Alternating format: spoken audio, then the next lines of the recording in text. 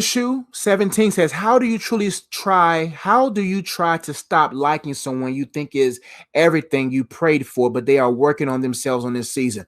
You have to give them that season. You see what I'm saying? You have to give them that season. True love lets. Real love is willing to let go.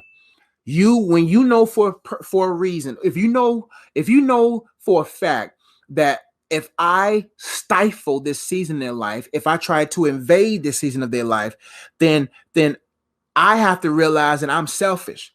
Selfish people fish for themselves. They don't care about feeding nobody else. They rather take the fish off your plate for them to be full. And those type of those type of people are not fit for relationships. So my advice to you is this: you have to reverse your vibe, reverse your feelings back into God. And what you do that by venting to him, like, God, I really like this gentleman.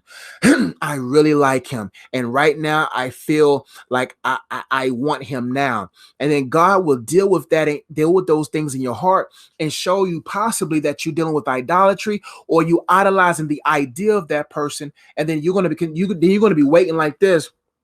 Are you finished yet? Are you done?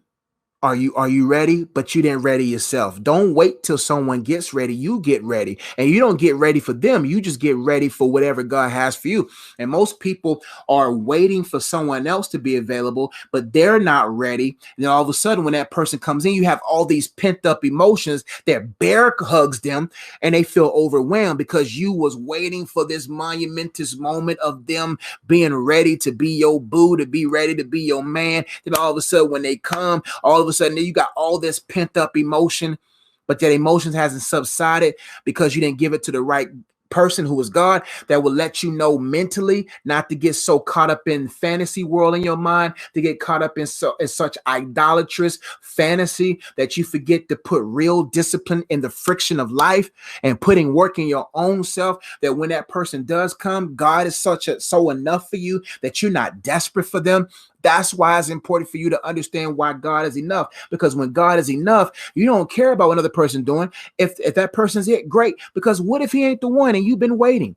What if he comes back from the mountaintop and looks at you and say, you're not the one for me? Then you're going to be really messed up because you spent 2 or 3 years waiting for this person to fulfill their season, and you didn't do nothing with your season. And this person comes back with a new boo, and all of a sudden you want to choke the new girl out. That's not what you want to do. You don't want to set yourself up to be the girl that's thinking about choking another girl out, and vice versa. So my advice to you is, there's going to be some people that's going to be everything you prayed for, but you can't idolize the prayer list. Don't idolize the list or the person that you're praying for. Don't idolize that. Don't worry about that list. Put that list on the shelf, because you don't know if that person's everything you pray for until you married to them. Really. You won't know. So a person can, on the outside, can like they have everything you pray for. He's 6'6", he's 6'3". Some people like them 5'4". It don't matter.